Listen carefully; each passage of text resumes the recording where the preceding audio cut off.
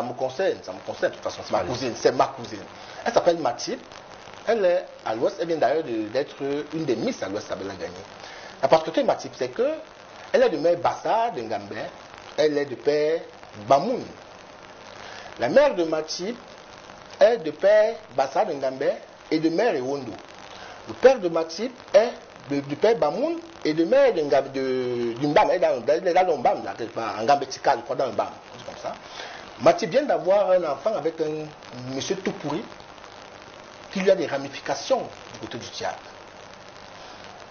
Quand lorsqu'on parle d'attachement à la terre et de la communauté, Matip sera dans quelle communauté aujourd'hui avec ses ramifications? Je vous réponds. Son fils qui est né aujourd'hui du côté, avec le tout pourri qu'elle a eu, qui naît dans une constellation abyssale de tribus, puisqu'il est tributaire par le sang de certaine manière, lui il est logé dans quelle communauté aujourd'hui lorsque on compte le fédéralisme communautaire? La réponse est très facile, excusez-moi. Matip Bamoun. C'est aussi simple que ça. Donc, on aliène complètement les autres ramifications. On n'aliène pas le cousinage. Vous savez, vous pouvez remonter le cousinage comme vous voulez, vous construisez l'arbre généalogique, nous tous nous viendrons d'Égypte. Hein. On est égyptiens alors?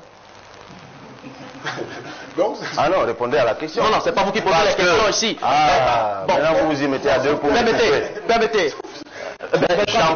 Je convoque simplement votre modèle de réflexion. Oui. Le cousinage et la reconstruction des arbres généalogiques. Vous savez très bien que les égyptologues disent que nous venons tous d'Égypte. On est d'accord? Donc nous sommes égyptiens? Non. Évidemment. Matip est Bamoun. Pourquoi? Parce que son père est Bamoun. Parce que chez les Bamoun, la lignée est patriarcale. Il y a une différence avec ce qui est implémenté. Et son fils est tout pourri. Il y a une différence pour ce qui est implémenté actuellement? Je suis en train de répondre, et je ne comprends pas votre question, excusez-moi, mais laissez-moi répondre. Mais ce qui se fait actuellement, c'est ce que je suis en train de vous dire. Et je vous dis que ça ne disparaît pas. Ça ne disparaît absolument pas. D'accord. Mais comment vous pensez que le fédéralisme communautaire va venir effacer les origines des gens et les ascendants des gens?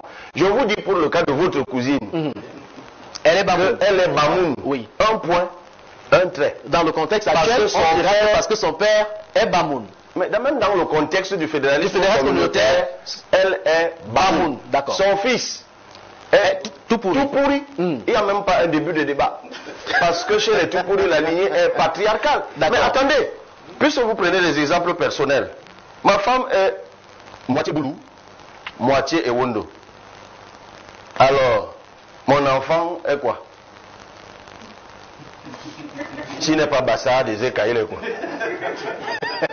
D'accord, on comprend tout de suite. Son village est où? Voilà, le fédéralisme communautaire ne viendra pas. Son héritage est où? Oui. Il est à Ezeka, à Mahomi, un point, un trait. Donc, je ne sais pas pourquoi vous voulez, vous savez. Non, le but justement, c'est de permettre, c'est de lever toute suspicion à ceux qui nous regardent. On aura sa grande vie. On a bien compris, le fédéralisme communautaire ne vient pas participer à la fédéralité. C'est bien clair pour votre cousine, je répète, elle est Bamoun. Voilà, et son fils est tout pourri. C'est bien clair. Et c'est clair pour tous ceux qui justement se trouvent dans fils, lorsqu'il va épouser une Ngambé, l'enfant là sera tout pourri. D'accord, tout à fait. C'est tout à fait. L'enfant qui naîtra de cette année sera tout pourri. Ça c'est bien compris cette fois-ci.